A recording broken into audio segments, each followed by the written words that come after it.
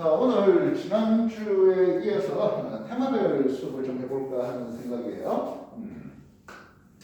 아직 뭐 좀 시험이 덜 끝난 학생들도 좀 있고 해서 세페이드 진도보다는 문화생식 각각의 여러 가지 얘기들 또는 뭐 통합적으로 아우르는 얘기들을 좀 소개해볼까 하겠습니다.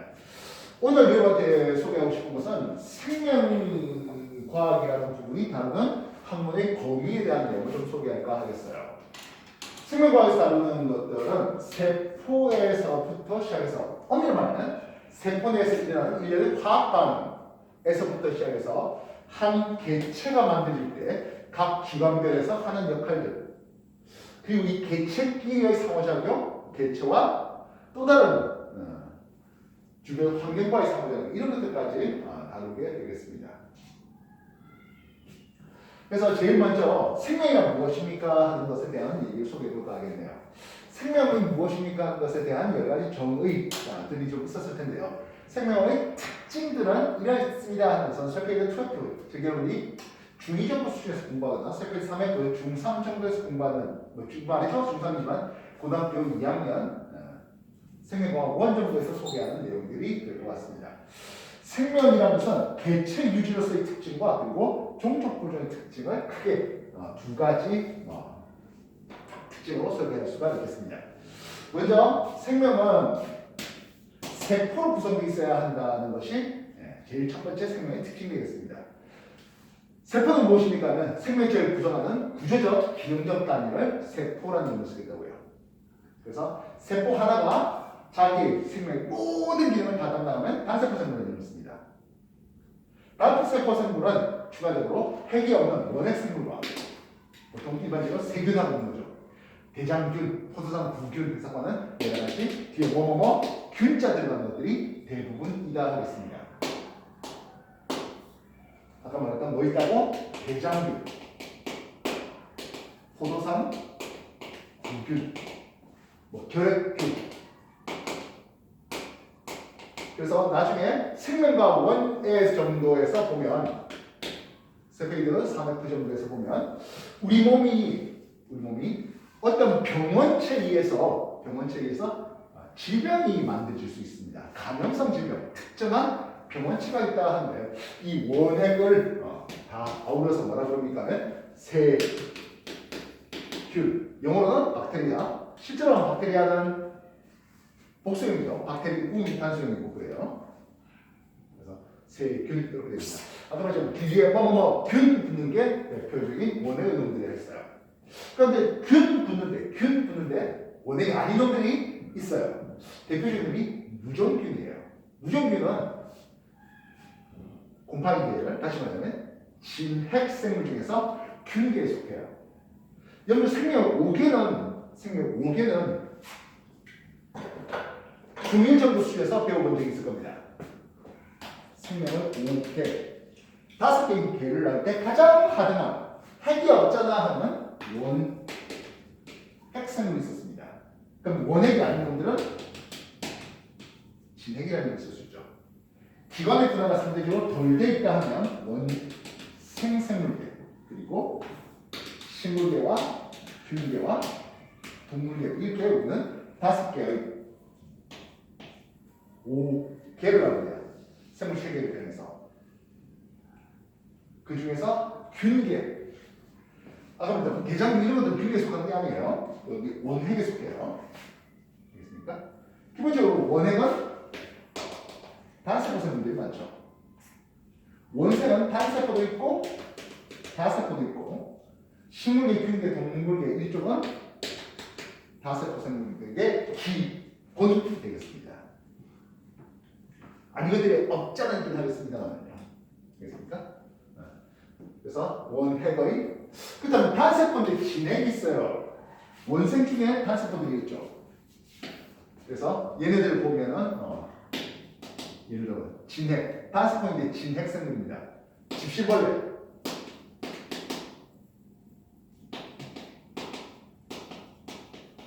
아메바 이런 것들이 대표적인 진핵 생물일 수 있습니다.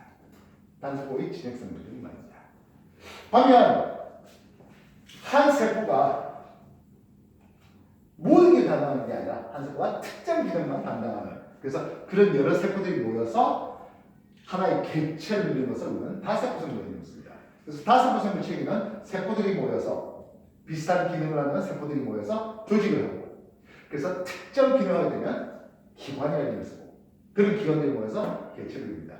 식물은 추가적으로 조직들이 모여서 조직계라는 식물한테 특징이 하나 있고요. 동물들은 기관들이 모여서 기관계라는 특징을 볼 수 있겠습니다. 동물을 구성하는 기관계, 4개의 기관계는 이미 여러분들 중학교 2학년 내용 공부를 통해서 배워본 적이 있습니다. 세파기 초급 정도 수준에서 배워본 적이 있는데요. 뭘까요? 4개. 소화기, 그렇죠, 소화계, 호흡기, 호흡계, 순환기, 순환계, 배설기. 배설계. 그렇습니다. 그 외에 어떤 것들 들어있을까요?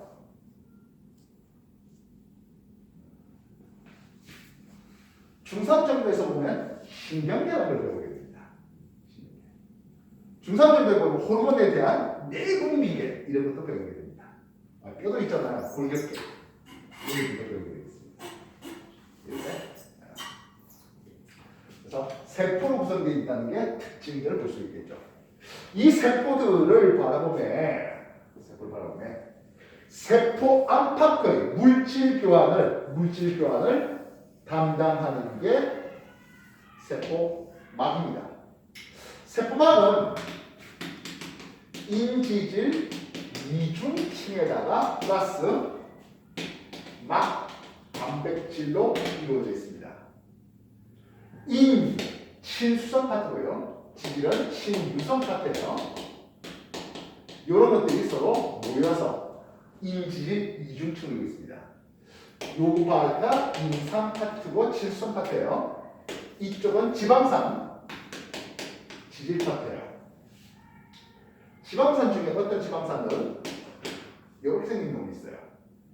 흔히 오메가3 지방산에서 배운 오메가3 하면서 들어본 적이 있을 거예요. 오메가3 지방산 영양제 중에 기억나요? 그거 알아들어요? 이렇게 생긴 놈이에요. 이렇게 길쭉하게 되는 놈은 오메가3 지방산이고요. 그래서 오메가5 지방산이고요. 이렇게 이제 오메가3 지방산이에요. 오메가3는 왜 좋습니까? 하면 오메가3가 이렇게 있으면 이 사이가 좀 헐거워요. 아까 살짝 소개했습니다만 물질 교환이 있어야 된다 했잖아요. 세포로 들어오는 것들도 있고 세포에서 나가는 것들이 있겠습니다. 세포 안팎을 왔다 갔다 하는 방법들 중에 확산이라는 방법이 있습니다.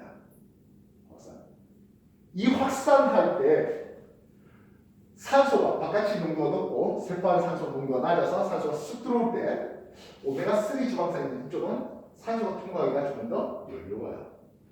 산소가 어떤 역할을 해야 됩니까 하면 세포 호흡 중에서 세포 호흡할 때 에너지 생산할 때 산소가 관여합니다. 세포 호흡이라는 것은 결국엔 영양소의 산화 과정이거든요. 산소를 붙이는 산화 과정이거든요. 산소가 쉽게 들어와야 산화 과정, 세포 호흡이 잘 일어나요. 에너지 생산이 효과적으로 일어날 수 있겠다. 빠르게 일어나겠다. 이런 얘기를 해줄 수가 있겠습니다. 이해했습니까? 중간중간에 막단백질이 껴있어요. 막단백질이 껴있네요. 이 막단백질이 능동 수송에 관여하는 역할을 해줄 수가 있거든 하겠습니다. 물론 확산에 관여하는 막단백질도 없지나 있어요. 막단백질 관여하는 확산에 관여하는 막단백질도 있고 능동 수송에 관여하는 막단백질도 있습니다.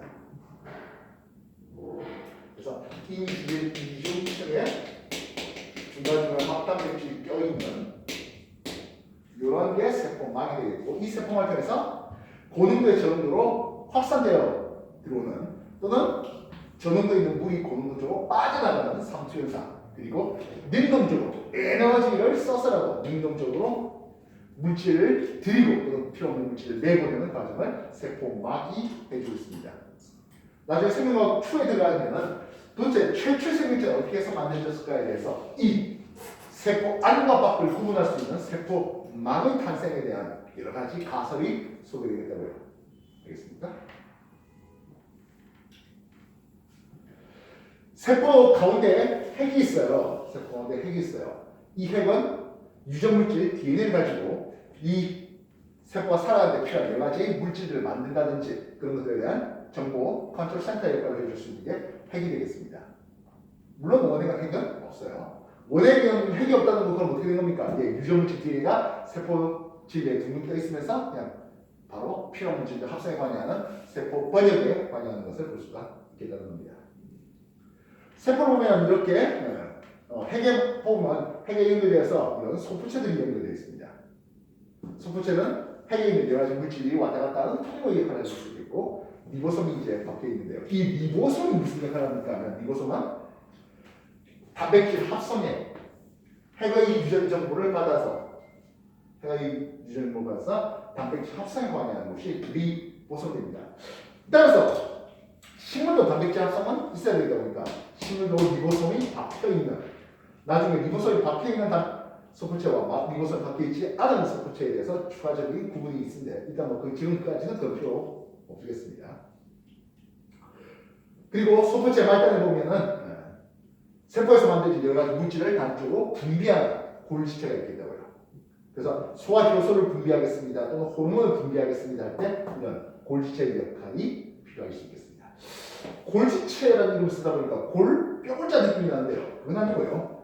골지라는 사람이 발견한 세포 소견에서 골지체가 되고 있습니다. 이해됐습니까? 동물세포와 식물세포에 둘 다 있는 것은요. 세포 호흡에 관여하는 미토콘드리아예요.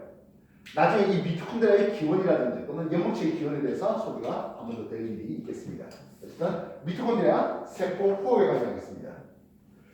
동물세포는 없고 식물세포만 있어요 하는 것들을 두 가지를 보면 세포벽, 주로 셀룰로스로 구성되어 있는 셀룰로스 구성되어 있는 세포벽과 광합성에 관여하는 연목체, 식물세포는 식물세포에만 있고 동물세포에는 없죠.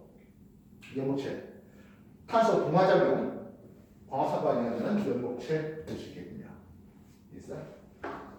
일단 세포의 기능들을 보면 이런 식으로 소개될 수가 있겠습니다. 생명의 특징 두 번째, 자기한테 필요한 에너지를 얻거나 또 자기한테 필요한 물질을 합성, 분해하는 과정을 보면 물질대사라는 것이 있습니다. 물질대사는 일련의 화학반응이에요. 어디서 일하는 생명체 내에서 일어나는 화학반응입니다. 근데 생명체 내에서 일어나다 보니까 낮은 온도에서 일어나야 돼요. 이 화학반응은 굉장히 높은 온도에서 일어납니다. 여기서 포도당이 분해되는 과정은 보통 한 400도 가까운 온도가 필요합니다. 근데 사람이 400도 필요한데요? 그럴 수는 없잖아요. 그래서 낮은 온도에서도 일어나게 해달라. 그게 생체 촉매로서 효소가 관여한다는 거예요. 효소, 생체 촉매입니다. 주성분은 단백질입니다. 그래서 이 주성분에 해당하는 효소, 단백질의 합성이, 효소의 합성이 제대로 못 일어나면 어떤 일이 벌어질까요? 생명 자라는데 또는 생명 활동하는데 당연히 비관적인, 부정적인 영향을 미칠 수밖에 없습니다. 예를 들어서 우리 몸의 대사 과정에서 노폐물이 나와. 그 노폐물을 빨리빨리 내보내야 되잖아요. 근데 그 과정이 잘 안 되게 된다면 예를 들어서 페닐케톤을 증명합니다. 아미산 대사 과정 중에서 페닐알라닌이라는 걸 제대로 분해를 못 시켜서 그 독성인 물질이 계속 쌓이는 거예요. 그래서 보통 일반적으로 5살 전후로 해서 죽어요. 알겠어요? 그럼 그런 사람들에 대해서 제대로 처리할 수 있도록 유전자 치료를 한다든지 그런 게 필요하겠죠. 됐습니까? 효소로서 생체 촉매 주로 단백질로 이루어져 있습니다. 그래서 이 단백질 만드는 과정이 굉장히 중요하겠고 오늘 이후로 수업하는 과정에서 단백질 합성 과정에 대해서 조금 더 세밀하게 즉 가장 생명과학에서 가장 작은 사이즈의 얘기를 조금 더 해볼까 하겠다는 거죠. 이해됐습니까? 반면 쭉 해서 개체가 나왔잖아요. 그죠? 그럼 몇 개에 가면 어떻게 됩니까? 네, 좀 더 넓게 가면 개체 하나의 개체와 같은 종들 간의 상호 작용이겠죠. 사람들 간에도 뭐 상호작용 그리고 사회생활 하는 거잖아요. 이해됐습니까? 기록이 같은 경우는 경우만 리더가 데리고 다니는 경우도 있겠네요. 이해됐습니까? 1등부터 꼴등까지 순위를 나열하는 것도 있고. 이해됐어요? 그래서 요렇게 하나의 종들 간의 모임을 보면 개체, 군이라는 뜻입니다. 그러면 이 개체군과 또 다른 개체군이 있겠죠. 또 다른 개체군은 또 다른 종이에요. 그렇다면 서로 다른 종들 간에도 서로 상호작용할 수 있잖아. 즉 먹고 먹히는 관계도 있을 수 있겠고 서로 상호작용을 도와주는 관계도 있겠고 공생 말입니다. 이런 개체군들 간의 또 상호작용 그리고 그들은 나중에 군집이라는 것을 쓸 수 있겠어요. 그럼 얘네들은 생물들 간에만 영향을 주고받습니까? 하면 그렇지 않겠죠. 생물들과 다른 주변의 환경, 무기 환경, 주변 환경, 무기 환경과 영향을 줄 수도 받을 수 있겠습니다. 그래서 뭐 작용과 반작용의 이유로 그렇게 해서 최종적인 생태계가 이어지는 여기까지가 이제 생명과학의 다른 내용입니다. 물론 지금에 와서는 이것보다 더 확장돼요. 뭐 뜻입니까? 이건 지구의 얘기잖아요. 혹시 외계 생명이 있지 않을까 하는 그런 데에서 조금 더 확장되는 것까지 최근의 생물학은 그래요. 가장 작은 세포 내에서 일어나는 일련의 화학 반응, 물질 대사에서 어떤 과정들이 일어나는지부터 시작해서 한 개체가 살아가는데 여러 가지 기관비가 어떤 기능을 하는지 개체 사이에 또는 개체군과 또 다른 개체군 사이에 군집과의 또는 주변 환경과의 최종적으로 더 멀리 넘어가서는 외계 생명체가 있지 않을까? 그 외계 생명체는 또 어떤 환경에서 탄생하고 그렇게 되는지 지구 생명체에 빗대서 한번 더 연구하는 것까지 그렇게 되고 있습니다. 자, 뭐 얘기가 이렇게 좀 샜는데 다시 한번.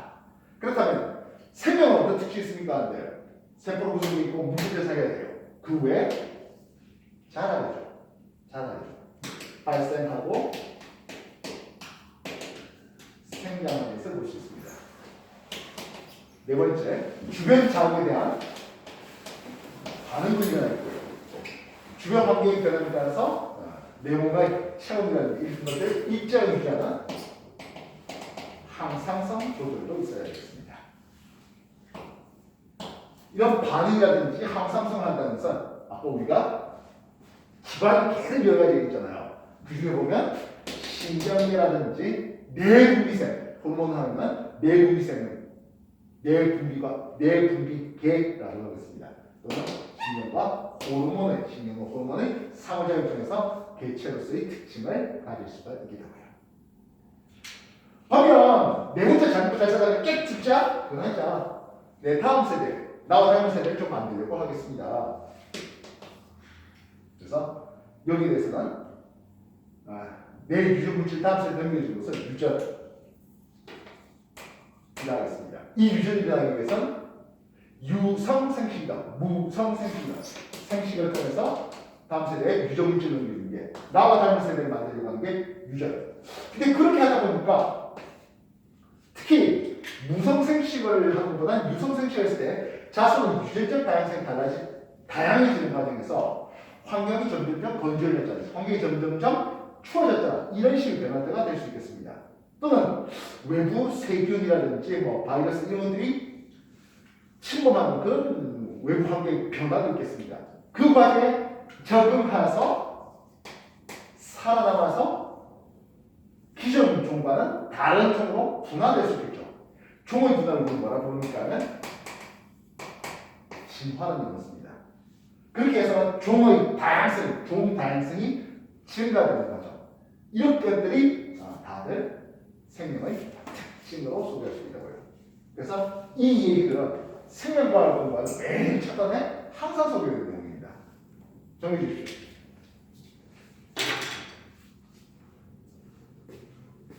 검은 연필 말고 뭐 빨간 파란 거 좀 활용해 주시면 좋겠습니다.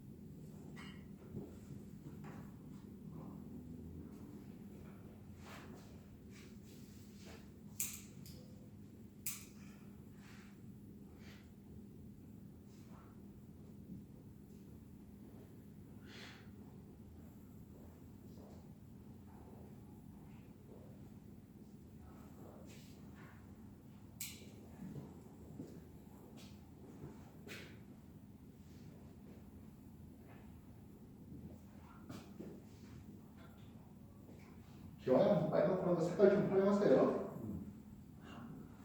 하나의 그래프에서 워낙에 이게 다양하게 좀 해야 되다 보니까.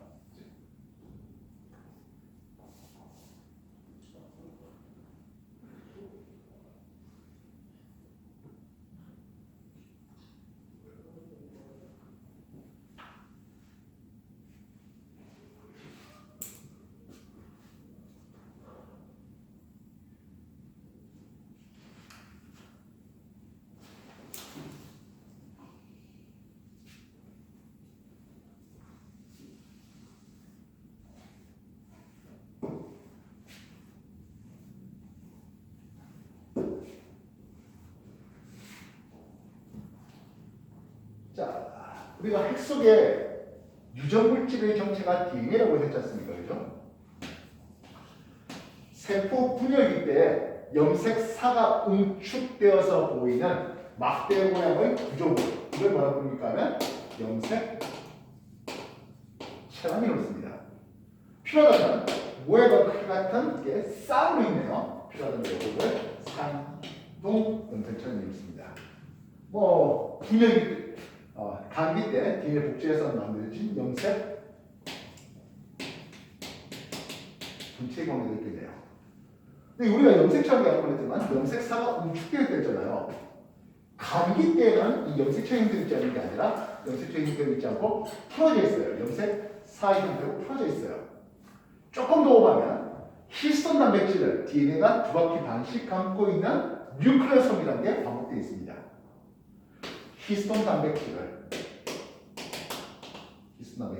DNA가 두 바퀴 반 감는데요. 이거를 히스톤 단백질 플러스 DNA 요 놈을 뉴클레오솜이라는 걸 씁니다. 실제로 이제 뉴클레오솜이 좀 더 응축되어 있는 그런 과정이에요. DNA가 그럼 어떻게 되는 건데요? 이제 DNA 이중나선 구조가 이렇게 펼쳐지게 되겠죠. DNA 이중나선에 보시면 인당 연기가 상호적인 결합을 하고 있는 것을 볼 수 있습니다. RNA와 타임이 상호적인 결합을, 구안과 사이토신 상호적인 결합을 하고 있는 이런 이중나선 구조를 보이고 있어요. 이런 DNA 이중나선 구조에 대해서 이 DNA 이런 것들을 우리는 핵산이라는 게 있습니다. 뉴클레이크 애시드, 핵 속에 있는 애시드, 산성 물질에서 핵산 쓴다고 해요. 이 핵산은 다른 말로 폴리 뉴클레오 타이드란 이름을 쓰네요. 우리가 핵 뉴클레오솜, 뉴클레오, 뉴클리 많이 쓰는 놈들이죠.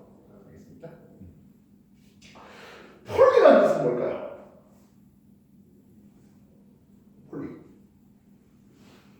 폴리는 반복적인 이런 뜻이에요.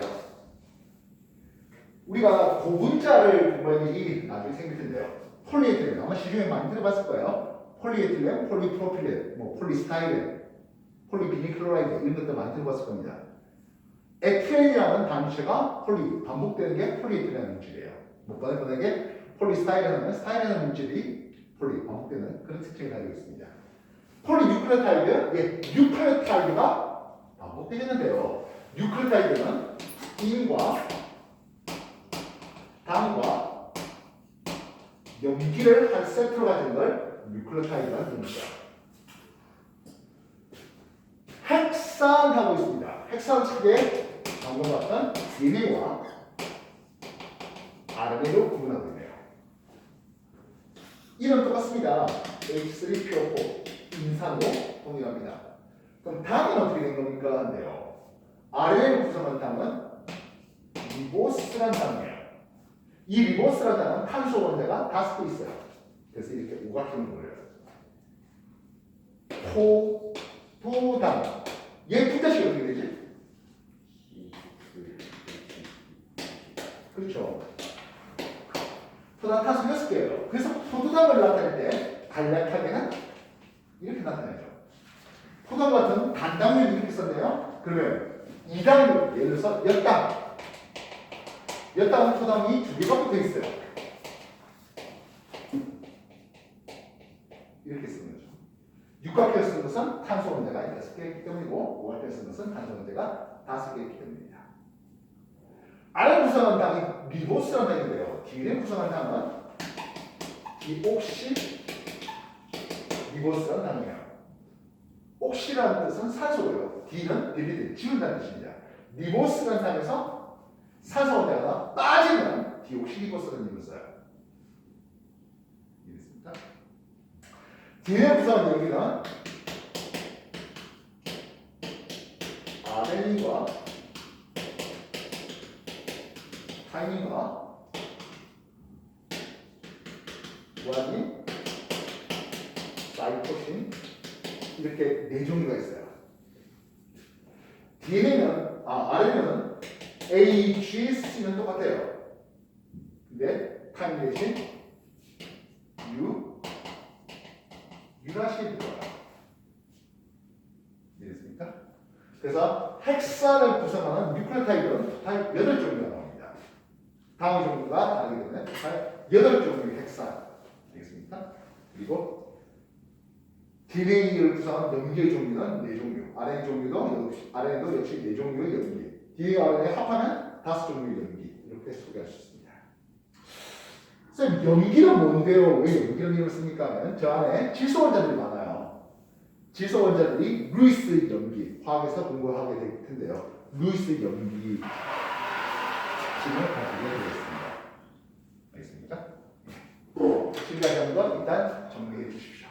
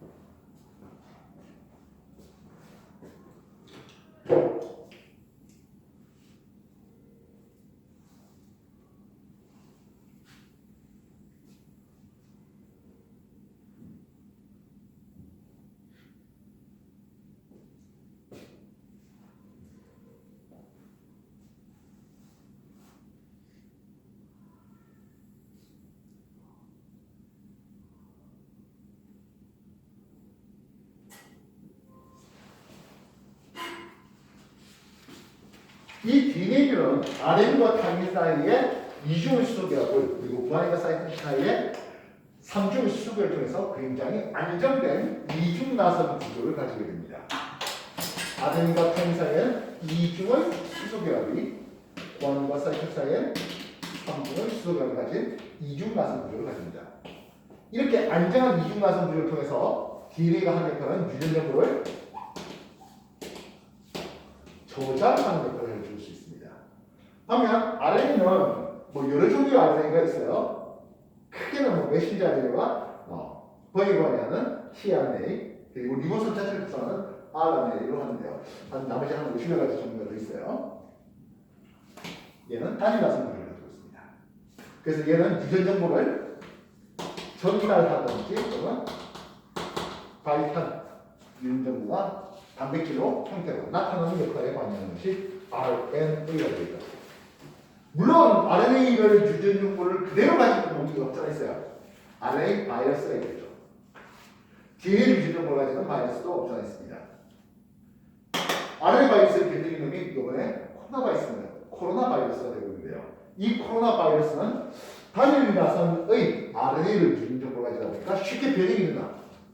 유전 정보가 변형됐다는 뜻은 무엇입니까? 변이가 일어났다는 뜻은 무엇입니까? 돌연변이가 일어났다는 뜻은 무엇입니까? 서로 다른 쪽으로 분화됐다는 점이에요. 종의 분화, 바로 진화의 얘기입니다. 3년 전에 코로나 바이러스는 독성이 굉장히 강해서 사람을 쉽게 죽이는 역할을 했습니다. 그러나 좀 반대로 퍼지는 것, 다시 말하면 감염성 상대적으로 떨어졌어요. 반면 요즘의 것들은 감염성 훨씬 더 올라가고 죽이는 능력은 조금 줄어들었죠. 서로 다른 그래서 코로나 바이러스가 붙였지만은 조금 달랐죠. 그래서 뭐 베타형, 감마형, 뭐 이번에 오미크론형, 오미크론 다시 뒤에 뭐 숫자 조금 더 붙이는 그런 형으로 바뀌고 있는 것을 볼 수 있죠. 즉 지속적으로 진화가 일어나고 있는 증거라고 볼 수 있습니다. 이해됐습니까? 제가 된거 다시 한번 정리해 주십시오.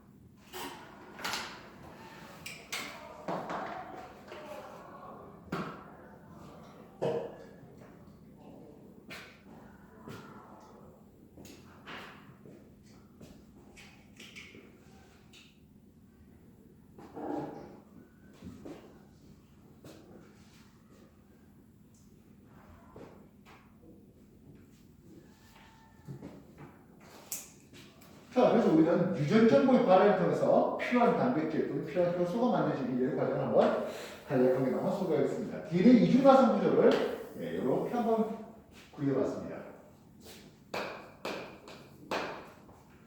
DNA에 있는 유전 정보가 어떻게 발현되어서 우리한테 필요한 여러 가지 물질들을 만드는지 하는 거죠. DNA에 있는 염기서열이 유전 정보가 되는데요. 즉 유전자가 되겠는데요. 이런 식으로 한번 써보도록 하죠. 아덴, 타민, 구아닌, 사이토사이트 이렇게 준비해봤습니다. 여기에 상호적으로 대응하는 것들이 뭐 있겠습니까? 하네요. 아덴에 대해서는 타민이 대응합니다. 타민에 대해서는 아덴이 대응하죠. 구아닌에 대해서는 사이토신, 사이토신은 구아닌 이렇게 대응되겠습니다. 이렇게 염기, DNA 염기, 이걸 우리가 3염기 조합이라는 이름을 쓰는데요. 이것들을 3염기 조합이라는 이름을 씁니다. 생명과학 2 들어가면 내가 정신적으로 생명과학 2까지 진도나갈 일은 극히 없을 겁니다. 나중에 하나하나 할 게 없으면 생투를 좀 소개하긴 하겠습니다만은 일단 생원만 확실하게 챙기면도 괜찮다. 그래서 세페이드 3F, 3하만 확실하게 챙기면도 과거하는 데는 큰 지장 없습니다. 엄밀히 말하면 전주도 안 해도 과거하는 데 지장은 없어요. 가서 개박살나서 그렇지. 1학기부터. 그래서 최소한 1학년은 좀 커버 칠 수 있을 정도로 우리가 공부를 시키려고 하는 거라고. 이 3년 조합을 생명과학 2 정도에서, 세페이드 4F 정도에서 뭐라고 부릅니까? 하네요. 얘는 트리플렛 코드라고 했습니다. 트리라는 뜻이 뭡니까? 하면 3개를 뜻한 거예요. 이해했어? 뒤에 있는 이 유전자가 얼마나 중요합니까?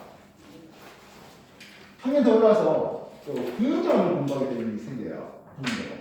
나라 말씀이 딩기가 따라서 서로 사맞지 않았어요. 그렇게 해서 스펙성이 그 뜻을 늘릴 수 없어서 어쩌고저쩌고 하면서 그래서 그걸 얘가 공부하겠다고 국립박물관 갔어요. 야, 나 지금 국민정 공부할 거니까 국민정 해본 내놔. 원본 내놔. 하면 줄 거야? 안 주죠. 뭘 줄까요? 복사본 주겠죠. 야, 이거 갖고 공부해서 복사본 줄 거야. 이런 이 중요한 DNA 정보를 함부로 바깥으로 내려올 수는 없어요. 그래서 이렇게 해서 핵 속이에요. 핵 속에 있는 이 유전자를 함부로 바깥으로 못 빼내서 mRNA 핵 속에 있는 DNA를 mRNA, 메신저 RNA를 쓰는데요. 이렇게 원본을 전사해야 됩니다. 쌤, 복사가 아니고 전사입니까? 근데 복사와 전사는 어떤 차이가 날까요?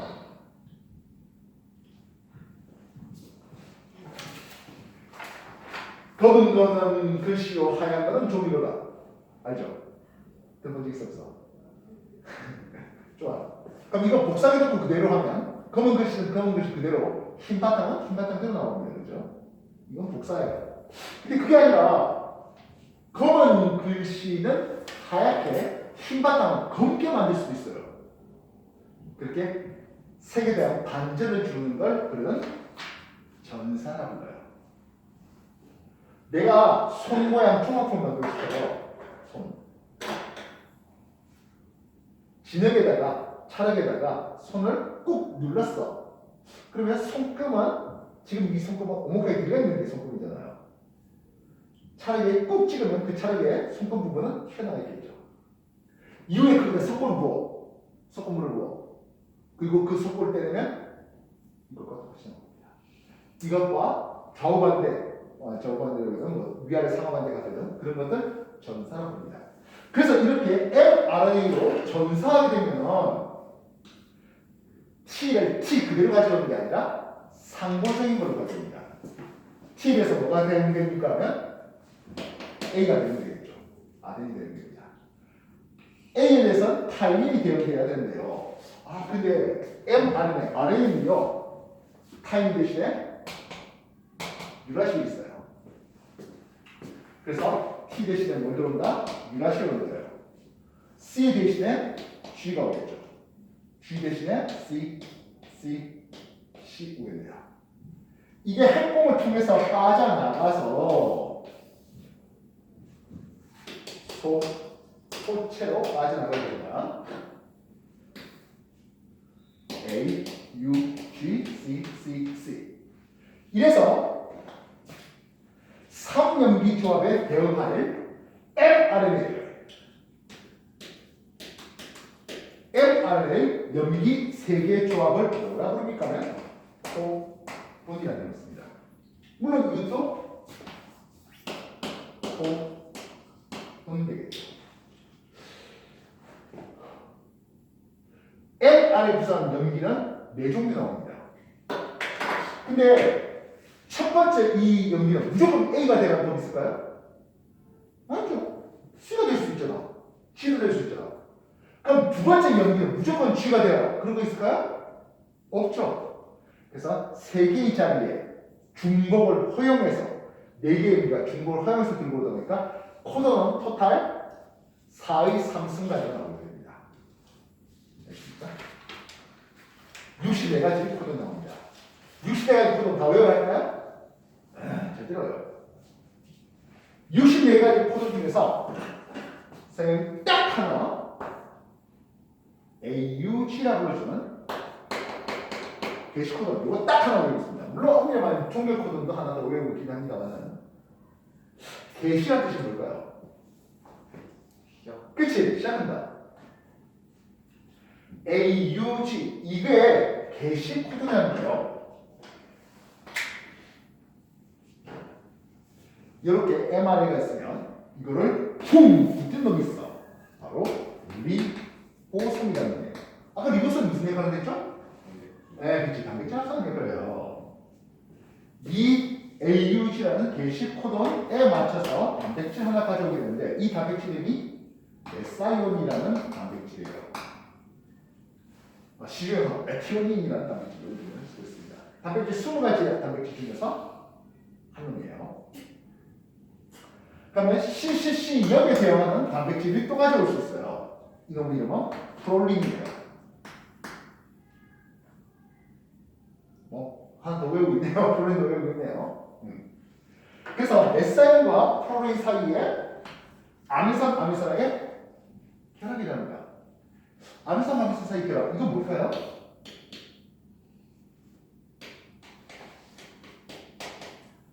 펩타이드 결합이 일어나요. 아미산 사이 펩타이드 결합이 일어나요. 그리고 한 칸 더 움직일게요. 뭐 가지고 여기도 CCC가 된다 할게요. 그럼 여기도 프로린 가져와서 또 펩타이드 배양을 또 이루겠지요. 전 이제 하나 움직이겠습니다. 느낌 알겠습니까? mRNA가 있겠고 리보솜 축에서 아미산 붙이고 해서 리보솜 이어 움직이 나가는 거예요. 그럼 아미산 붙이고 해서 쭉 밀려나가겠죠. 그래서 나중에 보면 mRNA가 이렇게 있으면 이런 아미노산, 이런 아미노산, 이렇게 생긴 아미노산, 이렇게 생긴 아미노산 등등등이 있을 것이에요. 쭉 리보솜이 이어나가는 과정에서요. 근데 말입니다. 맨 첫 스타트하는 이 아미노산 이름은 뭘까요? 이거지. 메사이온이라는 아미노산. 첫 스타트하는 쪽이에요. 그래서 나는 AUG가 메사이온이 게시 코돈이 되는, 그래서 첫 스타트하는 게 쭉 아미노산 사이에서 쭉 코돈 사이에서 AUG를 찾아내고 그래서부터 시작을 하고 이게 메사이온, 프로린 이렇게 되는 일련의 과정을 요거 하나 갖고 논술 다 풀어요. 알겠어? 자, 근데 말입니다. 여기서 게시 코돈을 AUG라는 거 이거 사람만 그럴까요? 아니요. 단순 원핵 생물의 대장들도 AUG를 게시 코돈하고 메사이온을 가져오는 건 똑같아요. CCC 프로린 가져오는 거 이것도 사람뿐만 아니라 소나 돼지나 고양이나 하다못해 대장들도 똑같아요. 이 말이 시사하는 건 뭘까요? 굉장히 중요한 내용이에요. 이 말이 시사하는 건 뭘까요?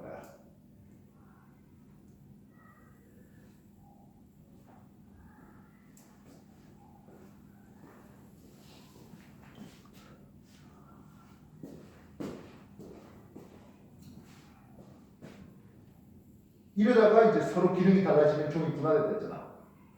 종이 분화되면서 나는 AUG를 메사이온이 아니라 발리를 가져오래. 이럴까요? 그렇지 않겠지.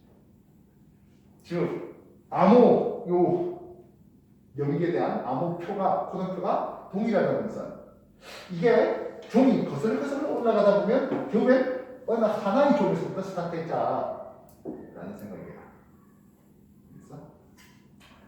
어떤 최초의 생명체는 AUG를 게시 코드를 하고 메사이온을 가져오는 놈이 있었고 어떤 놈은 CCC를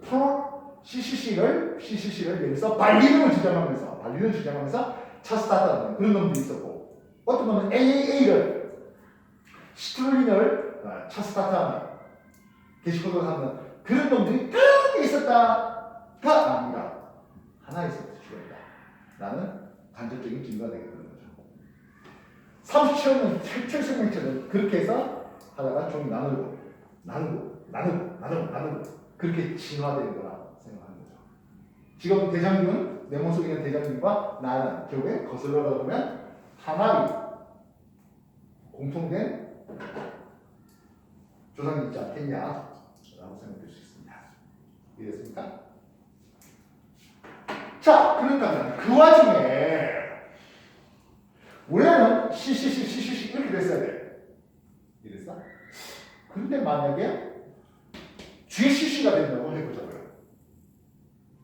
CCC가 프로린 가져오는데 GCC도 프로린 가져올까? 아니요. 다른 아미노산 가져와요. 발린, 글루타민산, 온갖 장면이 있어요. 그러면 원래 들고 와야 될 아미노산과 다른 종류의 아미노산 들고 왔어. 이 단백질은 재기능을 할까요?